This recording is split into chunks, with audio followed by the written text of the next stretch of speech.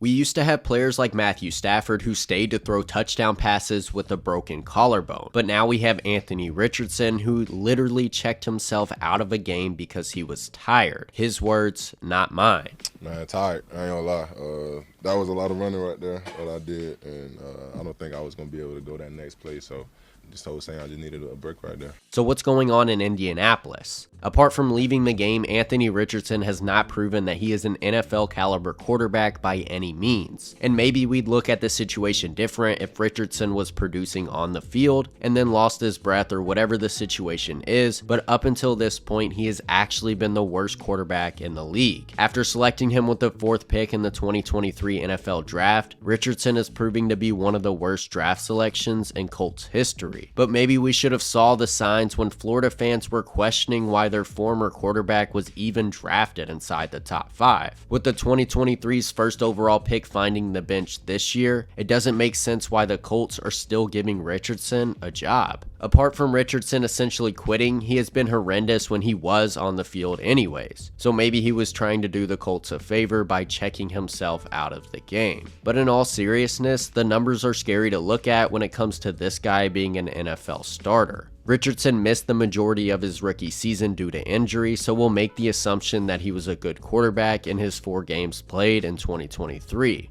But for this season, Richardson has the lowest completion percentage in the entire NFL at just 44%. Joining Jamarcus Russell and Tim Tebow as some of the lowest completion percentages through 8 weeks in NFL history. A big factor is that the Colts are making him throw the 2nd most deep passes so far this season. But when your main strengths are your legs and your arm strength, that's something that coordinators want to take advantage of. And don't get me wrong, he shows flashes of great passes that make you think he could be a great starter in the league. But then he has flashes that show you how horrendous his accuracy actually is. And he's technically not being forced into throws either because he has the 7th most time to throw in the NFL at just under 3 seconds per attempt. This could also be a testament to his ability to extend plays, but if he's going to use his legs, then he can't just get tired. But as a passer for his 6 games this season, Richardson has only completed more than 15 passes in one of those games. The league low average for completions per game is Jacoby Brissett with 15.7,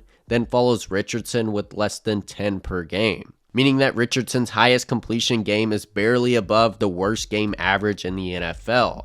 And as a passer, Richardson has the lowest total yards among any player who has started the same amount of games, even with the league's highest air yards per attempt, which you would think leads to bad passes, but nearly half of his interceptions this season have come on throws under 10 air yards, which leads to AR having a 57.2 passer rating, which is the worst in the league, with the next lowest being a 70.2 from Will Levis, who was drafted 30 picks after Richardson. The sad part is that while Richardson has some of the worst stats in all of the league, we can't even say that he's been the best quarterback on the Colts roster this year. That's right, a 39-year-old Joe Flacco has outplayed Richardson this season. In just 2 starts, Flacco has nearly doubled the passing touchdowns as Richardson with 7 to Anthony's 4, along with only 1 interception to Richard's 7 thus far. Flacco has posted a 102 passer rating and completed 66% of his passes in only 3 total games played. There's no doubt that Anthony Richardson has been struggling, and this checking out of the game has only shined the spotlight on him more. But is it time for the Colts to move on from Richardson after not even 1 full season worth of games? Like I said, he's played worse than Bryce Young, who has moved to the bench earlier this year. And if you were Indy, how would you deal with this quarterback situation? I think that spending a top 5 pick means that you have to try and invest at least 2 full years into the quarterback, meaning adapting the play calling to fit his needs